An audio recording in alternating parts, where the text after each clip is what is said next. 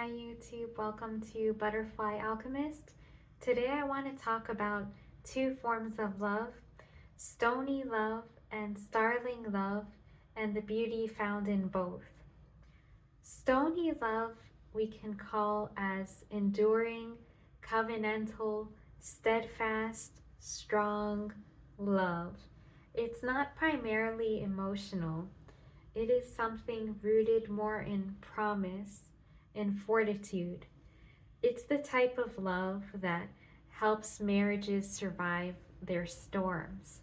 It's the type of love that causes a teacher to never give up on a troubled student. It's the kind of love that has a fireman or firewoman wake up in the morning knowing the risks of their work to serve their city.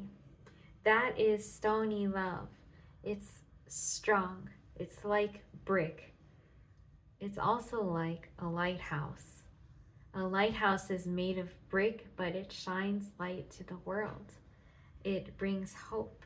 It brings a place for the tired to find harbor and safety. That is the beauty of Stony love. And then we have Starling love. Starling love is fluttering emotion. It's when you go to a beautiful garden and you look at a beautiful sight of the flowers and your heart just swells with joy and bubbling peace.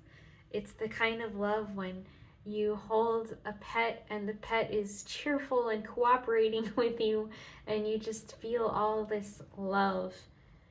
It is the icing on the cake, so to speak. But it's also emotional.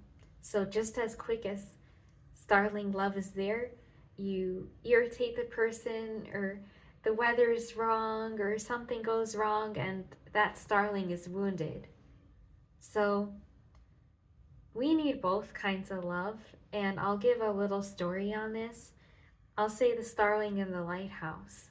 So let's say there's a lighthouse that's full of light and protection and harbor, but it needs something to protect. Something like the Starling, something like the Starling with wounded wings who's fluttering and fragile and delicate flying that way. And when the two meet, the lighthouse forms a foundation for that Starling to heal. And that Starling cries little bird tears onto the brick of that lighthouse until it knows the heart and color and feeling of love. And until the Starling learns the endurance and foundation and continuity of love. We need both sides. Love is meant to be felt in the heart, but love is also meant to be endured through the mind. We need the heart of love. We need the mind of love.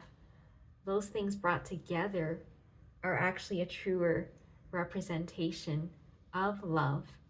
And it also teaches us when, let's say, a relationship is in a hard time or you're struggling in something, rely on the other type. If you don't feel a Starling love, it doesn't mean there is no love. It means it's time to focus on the Stony love. That is what gets you through the storms of life. That's what makes you endure the trials. But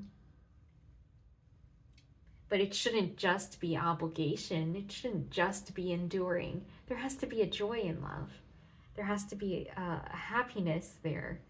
And that's what the Starling type reminds us. So we all have one, I believe we tend towards, most of us. And I would say if you're more a Starling type of love, think on how you can firm up your views and focus more on endurance and steadfastness in your life. Are there projects you can take that are long-term that will require commitment of you?